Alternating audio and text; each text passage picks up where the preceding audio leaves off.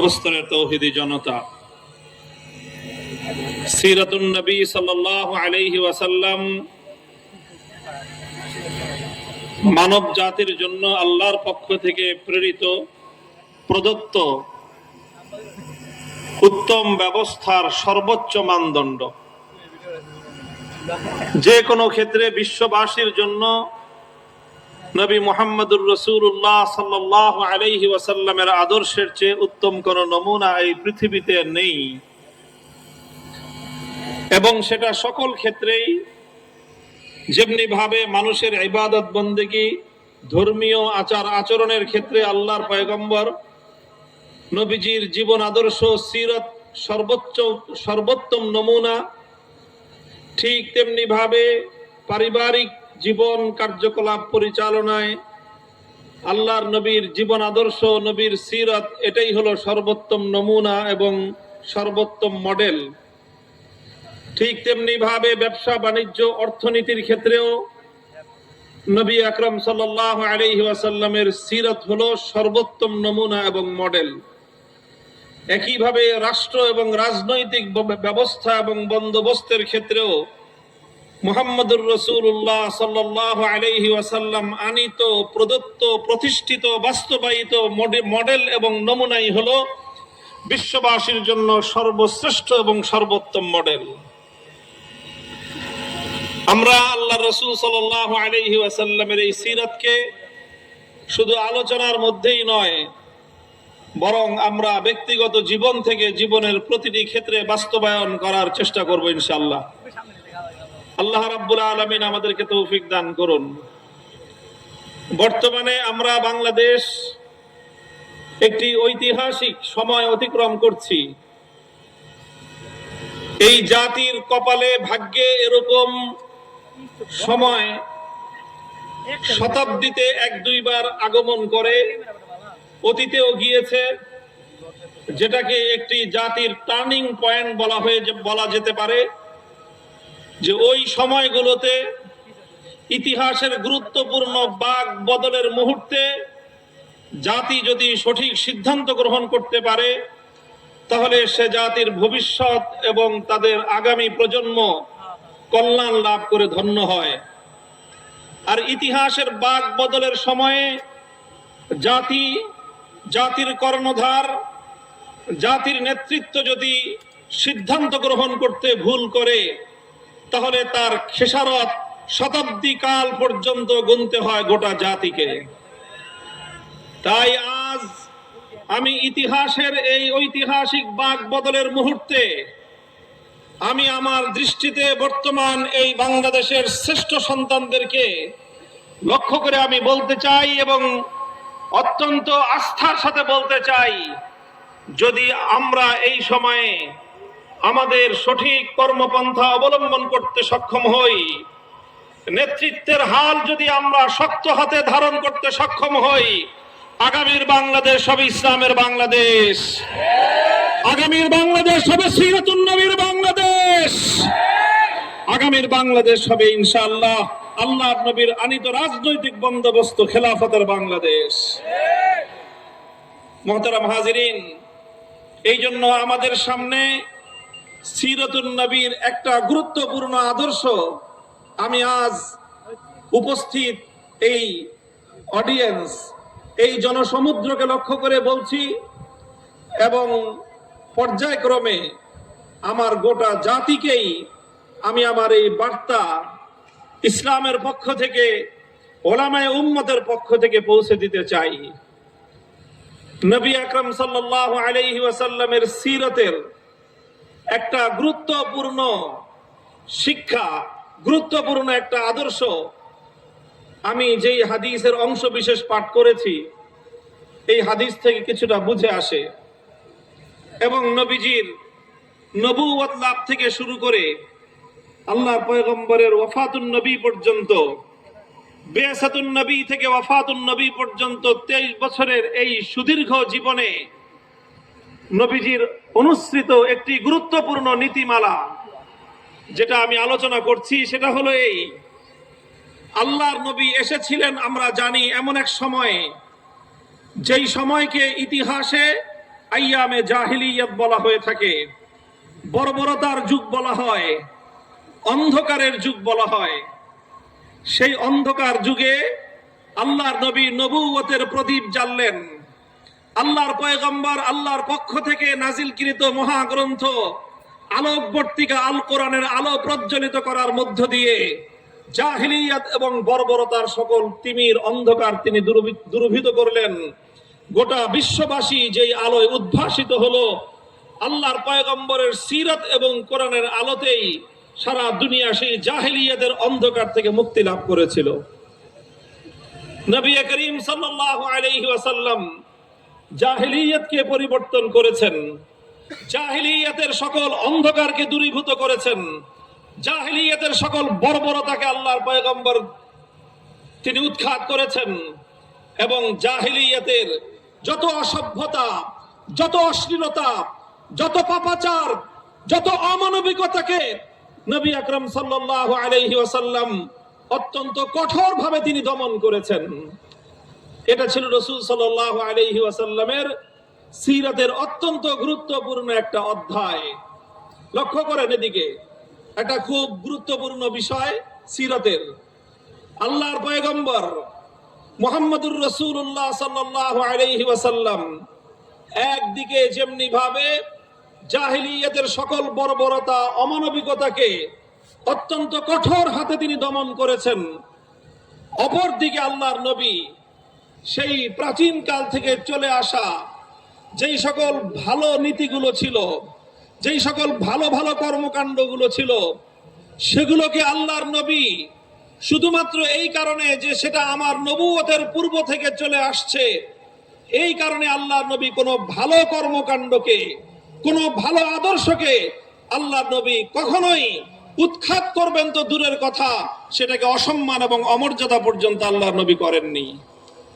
তাহলে আমরা দেখতে পাই নবীজির সিরাতের গুরুত্বপূর্ণ একটা অধ্যায় হলো যে আল্লাহর নবী প্রাচীন কাল থেকে চলে আসা প্রতিটি ভালো আদর্শকে তিনি শক্তিশালীভাবে সমাজে প্রতিষ্ঠিত করেছেন, কিন্তু প্রাচীন কালের প্রতিটি অসভ্যতা, বর্বরতা এবং অমানবিকতাকে আল্লাহর নবী নিজে তার সকল শক্তি দিয়ে তিনি উৎখাত করেছেন। আমি দৃষ্টান্ত হিসেবে এক দুটি কথা বলতে পারি। নবী আকরাম সাল্লাল্লাহু আলাইহি ওয়াসাল্লাম তিনি নবুয়ত লাভ করার আগে থেকে পবিত্র মক্কা নগরীতে বাইতুল্লাহর তাওয়াফের কার্যক্রম চলতো। আল্লাহর ঘরের তাওয়াফ করা উত্তম আদর্শ ছিল। আল্লাহর পয়গম্বর নবুয়ত লাভ করার আগে থেকেই মানুষ বাইতুল্লাহ শরীফে আগমনকারী হাজীদেরকে নানাভাবে আপ্যায়ন করাটাকে নিজেদের জন্য গৌরবের মনে করত। আল্লাহর নবী এটাকে আরো বেশি উৎসাহিত করেছেন। জমজমের পানি পান করানোর মধ্য দিয়ে হাজী সাহেবানদের তৃষ্ণা নিবারণ করা, এটা একটা মানবিক কাজ ছিল। আল্লাহর নবী জমজমের পানি পান করানোর এই গৌরবোজ্জ্বল অধ্যায়কে এতটুকু ম্লান হতে দেননি, বরং তিনি জমজমের পানি পান করানোর এই গৌরবময় কার্যক্রমকে আরো বেশি ঊর্ধ্বে তুলে ধরেছেন। বাইতুল্লাহর চাবি বহন করা, বাইতুল্লাহর দরজার চাবি বহন করাটা সম্মানজনক একটা বিষয় বলে জাহিলিয়াতের যুগ থেকেই পরিচিত ছিল। আল্লাহর নবী জাহিলিয়াতের সেই চলে আসা সময় থেকে চলে আসা বাইতুল্লাহর ঘরের দরজার চাবি বহন করার এই মর্যাদাকে তিনি এতটুকু পর্যন্ত তিনি গুরুত্বহীন করেননি, বরং আল্লাহর নবী মক্কা বিজয়ের পরে উসমান ইবনে আবি তালহার হাতে এই চাবি দিয়ে, তার হাতে বাইতুল্লাহর চাবি উত্তোলন করে দিয়ে, তুলে দিয়ে নবী বলেছিলেন, খালিদাতান তালিদাতান লা ইয়ানজিউহা মিনকুম ইল্লা যালিমুন। হে উসমান ইবনে আবি তালহা, আজ আমি তোমার হাতে এই পৃথিবীতে আল্লাহর ঘর বাইতুল্লাহর চাবি তথা মর্যাদার এবং গৌরবের এই প্রতীক তোমার হাতে তুলে দিলাম। তোমার পরে তোমার বংশধর এই চাবি বহন করবে। কোন অত্যাচারী জালেম ছাড়া কেউ তোমাদের হাত থেকে এই গৌরব এবং মর্যাদা কেড়ে নিতে পারবে না। আল্লাহর কোরআন আল্লাহর নবীর এই নীতিকে সমর্থন দিল। আল্লাহর কোরআন আল্লাহর নবীর এই নীতিকে সমর্থন দিল শুধু নয়, বরং এই নীতিকে আরো মজবুত করে বিশ্ববাসীর সামনে আল্লাহর নবীর এই অনুসৃত আদর্শকে অনুসরণীয় হিসেবে তুলে ধরে আল্লাহ কোরআনের আয়াত নাজিল করলেন, ইন্নাল্লাহা ইয়া'মুরুকুম আন তুআদ্দুল আমানাতি ইলা আহলিহা। আল্লাহ পাক রব্বুল আলামিন প্রতিটি আমানত যার যার প্রাপ্য যেটা সেটা তাকে বুঝিয়ে দেওয়াটাই এটা আল্লাহ পাকের নির্দেশ। আল্লাহর নবী জমজমের পানি পান করার দায়িত্ব পূর্ববর্তী দায়িত্বশীলের হাতে তুলে দিয়েছেন। আল্লাহ পাক বললেন, এটাই আপনি সঠিক কাজ করেছেন। আল্লাহর নবী বাইতুল্লাহর চাবি পূর্ববর্তী সেই ওসমান ইবনে আবি তালহার হাতে তুলে দিলেন। আল্লাহর নবী বললেন, আল্লাহ বললেন যে এটাই আপনি সঠিক করেছেন। ভালো কাজগুলোকে সমাজের মধ্যে বাঁচিয়ে রাখতে হবে। জাহেলিয়াতের যুগ থেকে ভালো কাজ ছিল বলে, সেটা জাহেলি যুগের লোকেরা ভালো কাজটা করত বলে সেই ভালো কাজকে ইসলাম কোনোদিন অসম্মান করে নাই, অমর্যাদা করে নাই। কোন ভালোকে কোনোদিন ইসলাম দাফন করে না, বরং প্রতিটি ভালোকে ইসলাম উৎসাহিত করে। এটাই সিরাতুন নবী। ভালোকে উৎসাহিত করেছেন। পূর্ব যুগ থেকে চলে আসা প্রতিটি উত্তম কার্যকলাপকে আল্লাহর নবী শক্তিশালী করেছেন, বরং আল্লাহর কোরআন আয়াত নাজিল করে সেটাকে মানুষের মধ্যে আরো উজ্জীবিত করেছে। এটা হলো সিরাতুন নবীর একটা দিক।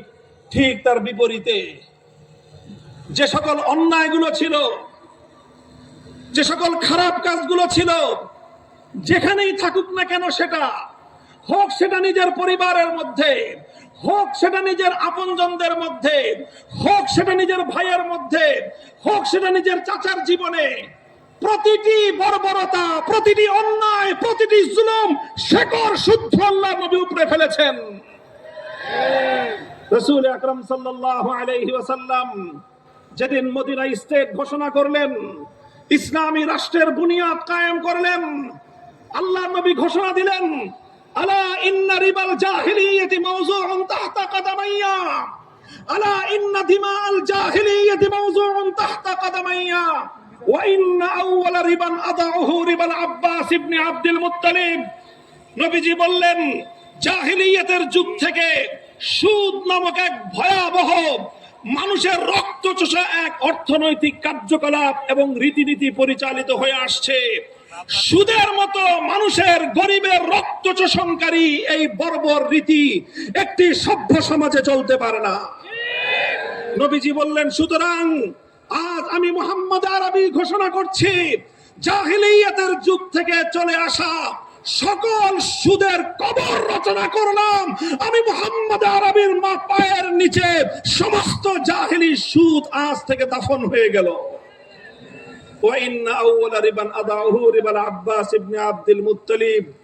ইতিহাসের স্মরণীয় বাণী, নবীজি সর্বপ্রথম সেই সুদ মওকুফ করার কার্যক্রম অভিযান শুরু করলেন আরেকজনের ঘাড়ের উপর দিয়ে নয়, বরং নিজের ঘরের ভিতর থেকে। নবীজি বললেন, আমার আপন চাচা আব্বাস বিন আব্দুল মুত্তালিব, যিনি আরবের অন্যতম বড় ব্যবসায়ী ছিলেন সুদের ভিত্তিতে, মানুষের কাছে বিপুল পরিমাণ অর্থ তার পাওনা ছিল, লগ্নি করা ছিল সুদের ভিত্তিতে, বিপুল পরিমাণ সুদ তিনি মানুষের কাছে পেতেন। নবীজি বললেন, আমার চাচা আব্বাসের পক্ষ থেকে আমি মুহাম্মদ আরবি দায়িত্ব নিয়ে ঘোষণা করছি, আমার চাচার সুদ কেউ পরিশোধ করবে না, শুধুমাত্র আমার চাচাকে মূলধন ফেরত দেবে, আর 1 টাকাও সুদ কেউ আমার চাচাকে দেবে না। এভাবেই সকল সুদকে আমি মওকুফ ঘোষণা করলাম। পূর্বকাল থেকে চলে আসা প্রতিটি বর্বর নীতি, প্রতিটি অসভ্য নীতি, প্রতিটি অমানবিক নীতি নবী আকরাম সাল্লাল্লাহু আলাইহি ওয়াসাল্লাম এভাবেই নির্মূল করেছেন। মুহতারাম হাজিরিন, তাহলে পূর্বের যুগ থেকে চলে আসা ভালো কাজগুলো সামনের দিনে অব্যাহত থাকবে। পূর্বের সময় থেকে চলে আসা ভালো আদর্শগুলো সমাজের মধ্যে উজ্জীবিত থাকবে, আরো বেশি উজ্জীবিত করা হবে, আরো বেশি উৎসাহিত করা হবে। কথা বলেন ঠিক কিনা? কিন্তু শুধু চলে আসছে বাপদাদার যুগ থেকে, পূর্বপুরুষদের যুগ থেকে চলে আসছে এই অজুহাতে কোন অসভ্যতা, কোন বর্বরতা, কোন অমানবিকতাকে মুসলিম সমাজ, মুহাম্মদুর রাসূলুল্লাহ সাল্লাল্লাহু আলাইহি ওয়াসাল্লামের অনুসারী সমাজ তারা এক মুহূর্তের জন্য বরদাস্ত করতে পারে না। আমি সিরাতুন নবীর এই মৌলিক দর্শনটি আপনাদের সামনে তুলে ধরলাম। আমি আশা করি আপনারা এই বিষয়টি হৃদয়ঙ্গম করবেন এবং এই বিষয়ে আপনারা যদি অধিকতর পড়াশোনা করেন, দীর্ঘ তালিকা পাবেন যে আল্লাহর নবী জাহেলিয়াতের যুগের কি কি কুপ্রথা তিনি শক্ত হাতে দমন করেছেন, আবার পূর্বের যুগ থেকে চলে আসা ভালো রীতিনীতিগুলোকে তিনি কিভাবে প্রমোট করেছেন, কিভাবে তিনি সেগুলোকে সমর্থন দিয়েছেন, শক্তি জুগিয়েছেন। আপনারা তার সুদীর্ঘ তালিকা পেয়ে যাবেন। আমি শুধুমাত্র দৃষ্টান্ত হিসেবে দুটি দৃষ্টান্ত উপস্থাপন করলাম এই কথা বোঝাবার জন্য যে আজ আমরা বাংলাদেশে ওই রকম ইতিহাসের এক বাক বদলের মুহূর্তে আমরা অবস্থান করছি। আমাদের নীতি হবে সেটাই। সিরাতুন নবীর মঞ্চ থেকে বলতে চাই, আল্লাহর পয়গম্বরের আদর্শ থেকে, সিরাতুন নবী থেকে আমরাও এটাই ধারণ করব। 24 জুলাই এবং আগস্ট বিপ্লবের মধ্য দিয়ে যে নতুন বাংলাদেশের যাত্রা শুরু হয়েছে, সেই বাংলাদেশে পূর্বের সময় থেকে চলে আসা প্রতিটি কল্যাণ, প্রতিটি ভালো এবং প্রতিটি উত্তম আদর্শকে আরো বেশি লালন করা হবে, উজ্জীবিত করা হবে। নারে তাকবীর, নারে তাকবীর, দুনিয়ার মুসলিম, নারে তাকবীর।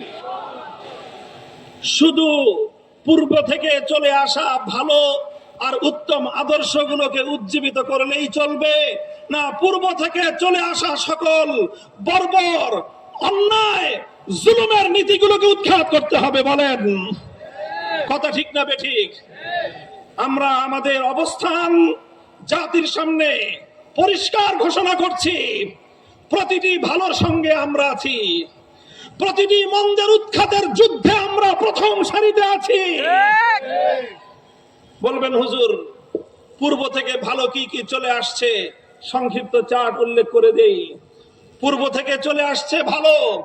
1905 সালে এই পূর্ববঙ্গের মুসলমানদের ইসলামী চেতনা, মুসলিম জাতিসত্তার উত্থান এবং উন্নয়নের জন্য এই পশ্চিমবঙ্গের আধিপত্য খর্ব করে, দাদা বাবুদের আধিপত্য, তাদের প্রভুত্বকে খর্ব করে মুসলমানরা যেন তাদের পায়ের উপর দাঁড়িয়ে নিজেরা স্বাধীন জাতিসত্তা গঠন করতে পারে, সেই জন্য 1905 সালে বঙ্গভঙ্গ করা হয়েছিল। আমরা সেই বঙ্গভঙ্গের চেতনাকে সামনের দিনে অব্যাহত রাখতে চাই। আমরা বলতে চাই, আমার সোনার বাংলাদেশ আর কোনদিন দাদা বাবুদের গোলামে পরিণত হবে না। নারে তাকবীর, সাবিলুনা সাবিলুনা, তারিকুনা তারিকুনা।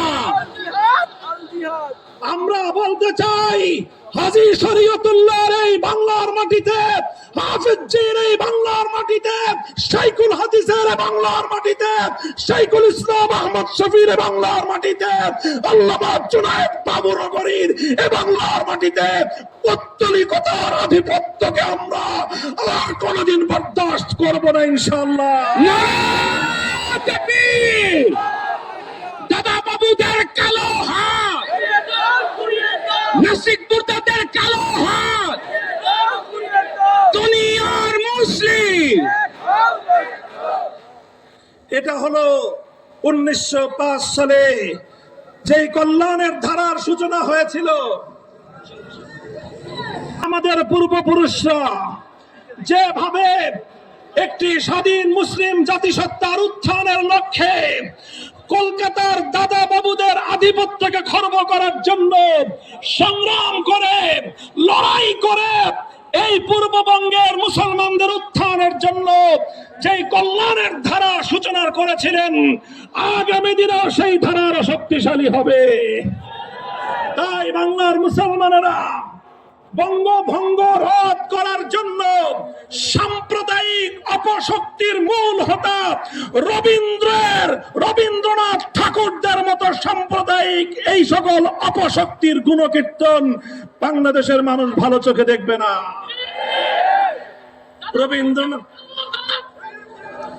রবীন্দ্রনাথ ঠাকুর সাহিত্যিক মানুষ, তার সাহিত্য পড়বেন, কবি মানুষ, তার কাব্যের অনুসরণ করবেন, কিন্তু তার বস্তা পচা সাম্প্রদায়িক মুসলিম বিদ্বেষী সেই দাদা বাবুদের খবরদারি এবং আধিপত্যের চেতনাকে যদি বাংলার মাটিতে আমদানি করার, আবার নতুন করে পুনর্জীবিত করবার পায়তারা করা হয়, একসঙ্গে বুকের রক্ত দিয়ে প্রতিহত করতে হবে।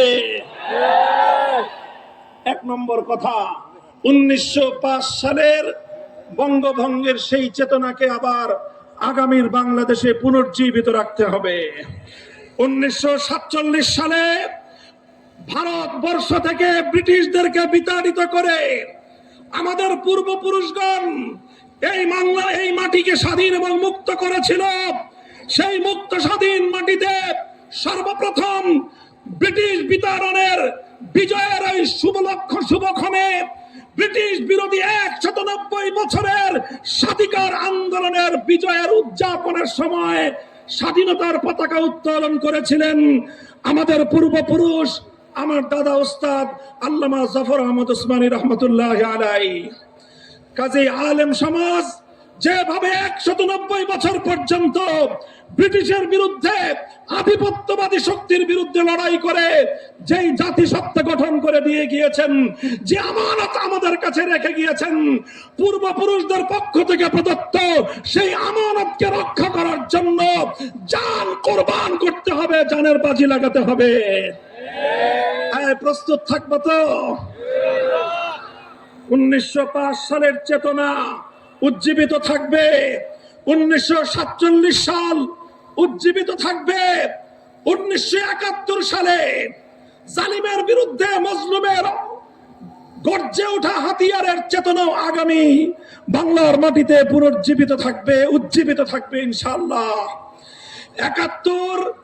71-এর চেতনা জালিমের বিরুদ্ধে মজলুমের লড়াই, 71-এর চেতনা বৈষম্যের বিরুদ্ধে লড়াই, 71-এর চেতনা সমস্ত আম্বিয়া কেরামের আগমনের যে মৌলিক চেতনা ছিল, সেটা হলো দুনিয়া থেকে সকল জুলুম এবং বেইনসাফি, সকল বৈষম্যকে উৎখাত করে ইনসাফ কায়েম করা, সেটাই ছিল 71-এর চেতনা।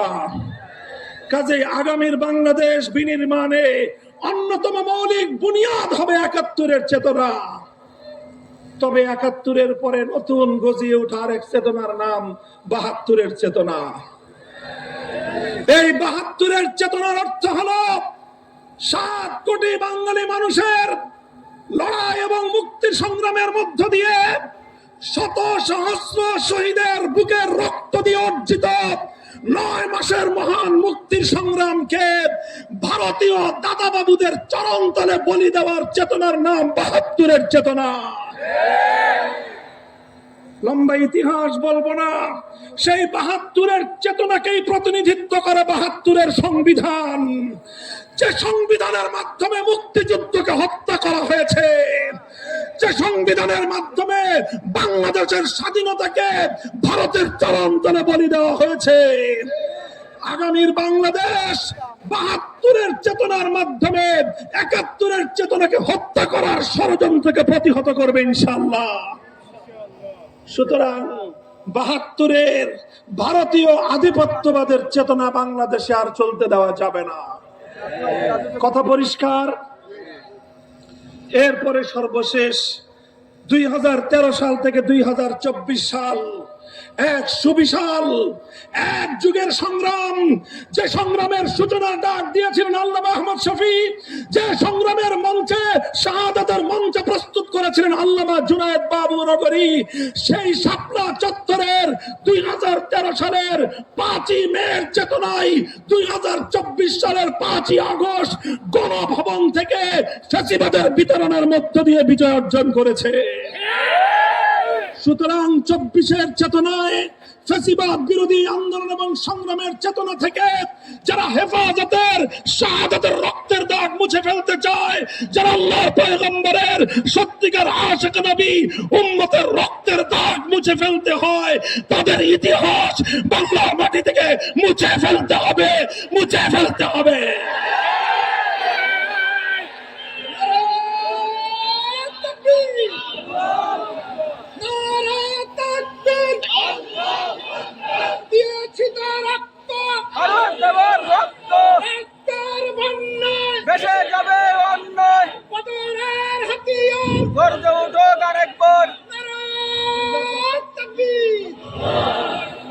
আমি পরিষ্কার বলতে চাই, এই চারটি মাইল ফলক 1905 সালের বঙ্গভঙ্গ, 1947 সালের ব্রিটিশ বিরোধী স্বাধীনতা অর্জন, 1971 মহান মুক্তিযুদ্ধ, 2013 থেকে 24 পর্যন্ত ফ্যাসিবাদ বিরোধী আন্দোলনের এই চেতনা, এটাই হলো বিগত হাজার বছরের আমাদের শ্রেষ্ঠ অর্জন। এই অর্জনকে যদি কেউ নেগলেক্ট করতে চায়, ওর জিহ্বা টিনে ছেড়ে ফেলে দিতে পারবেন আপনারা।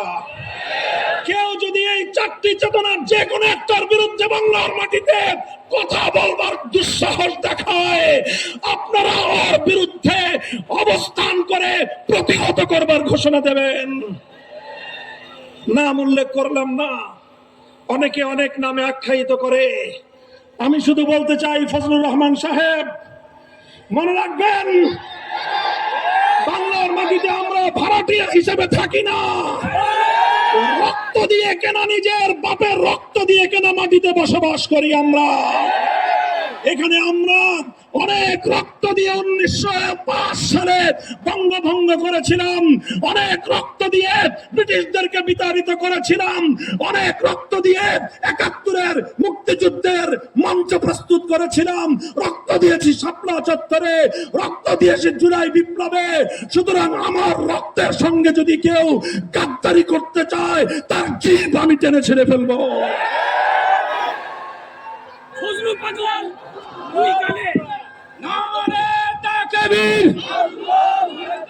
ইসলামের দুশ্মনেরা, নাস্তিকদের দুশ্মনেরা, ওহুদের হাতিয়ার, বদরের হাতিয়ার, নারে তাকবীর। আমি সিরাতুন নবীর যেই সুমহান আদর্শের আলোচনার সূচনাতে করেছি, আল্লাহর পয়গম্বরের সিরাতের সে মৌলিক দুটি নীতিমালাকে আঁকড়ে ধরতে হবে, এটাকে কঠিনভাবে বাস্তবায়ন করতে হবে, অত্যন্ত আন্তরিকতা এবং কঠোরভাবে অনুশীলনের মাধ্যমে অতীতের ভালো বিষয়গুলোকে, ভালো চেতনাগুলোকে জাতির মধ্যে প্রতিষ্ঠিত করে এই জাতিকে বিভ্রান্ত করবার জন্য গড়ে ওঠা ভেজাল চেতনা থেকে জাতিকে মুক্ত করতে হবে ইনশাআল্লাহ। এই একটা সংগ্রাম, এই সংগ্রামের যুদ্ধের মাঠে আমরা নেমেছি আলহামদুলিল্লাহ। হযরত পীর সাহেব হুজুর চরমনাই হাফিজাহুল্লাহ তাআলা ওয়া রাহ মঞ্চে উপস্থিত আছেন। আমরা এখানে আছি, জাতির সঙ্গে কথা দিচ্ছি। আমি আবারও বলি, আমাদের মুফতি ইমাদউদ্দিন সাহেব স্লোগান তুলেছেন, সে কথার আমি আবার প্রতিধ্বনি করছি। আমাদের কাছে রাজনৈতিক কোন ক্ষমতার পদ পদবীর প্রয়োজন নাই। আমরা জাতির মুক্তি চাই, আমরা আমাদের পূর্বপুরুষদের রক্তের ঋণ শোধ করতে চাই। তারা রক্ত দিয়ে যে জাতি গঠন করতে চেয়েছিলেন, আমরা সেই জাতির ভবিষ্যৎ দেখতে চাই। আমরা ৭২-এর চেতনা বাংলার মাটিতে দেখতে চাই না। আবার আমার স্বাধীন বাংলার মাটিকে বিদেশি প্রভুদের পায়ের নিচে বন্ধক দেখতে চাই না। কাজেই সেটা করবার জন্য, আরে নির্বাচন ফির্বাচন অনেক পরের কাহিনী। কিসের নির্বাচন? 2013 সালের শাপলা চত্বরের শহীদদের রক্তের প্রথম এই রক্তকে স্বীকার করতে হবে বাংলার মাটিকে। 24-এর সহস্রাধিক জুলাই যোদ্ধাদের রক্ত যে জন্য গিয়েছিল, সেই আধিপত্যবাদের উৎখাত নিশ্চিত করতে হবে। জুলাই সনদ বাংলার মাটিতে কার্যকর করতে হবে। ৭২-এর সংবিধান বাংলার মাটিতে চলবে না, চলতে দেওয়া হবে না, চলতে দেওয়া হবে না।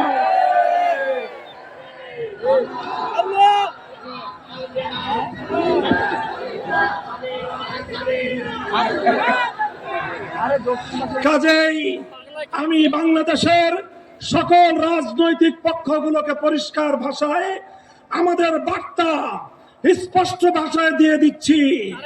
৭২ আর ২৪-এর যে সংঘাত, ওই সংঘাতে আমাদের আপোষ করার কোনো সুযোগ নাই।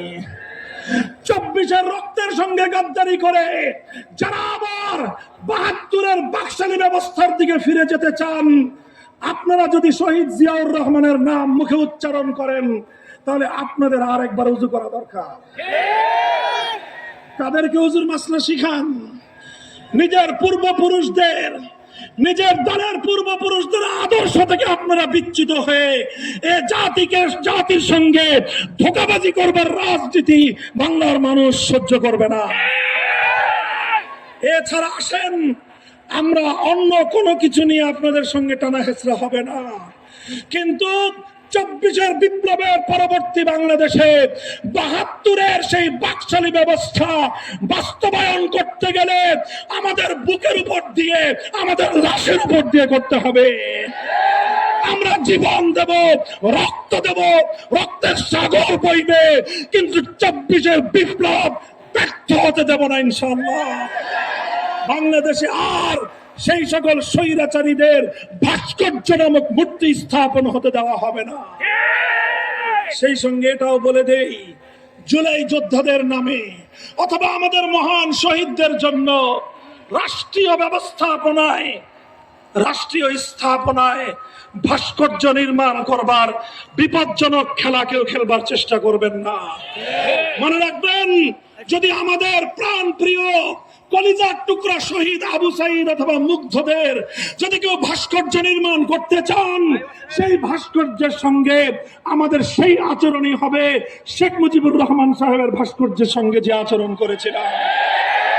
অথবা কেউ যদি শহীদ প্রেসিডেন্ট জিয়াউর রহমানের নামে কোন ভাস্কর্য রাষ্ট্রীয় স্থাপনায় বসাতে চান, সে ভাস্কর্য জীবন দিয়ে প্রতিহত করব, ভেঙে গুড়িয়ে দেব।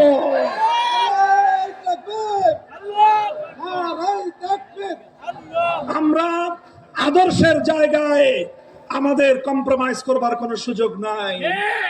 ক্ষমতা নিতে চান নিয়ে নেন, সংসদ নিতে চান অতটা আমরা আপত্তি করব না, কিন্তু আমাদের আদর্শের জায়গায় হাত দিলে হাত সহি সালেম বাড়িতে ফিরতে পারবেন না ইনশাআল্লাহ। তাই জিন্দা আছেন তো? মাথায় কাফনের কাপড় বাঁধো, আবার জুলাইয়ের চেতনায় উজ্জীবিত হও, আবার শাপলার হাতিয়ার নিয়ে মাঠে নামতে হবে, মাঠে নামতে হবে, মাঠে নামতে হবে।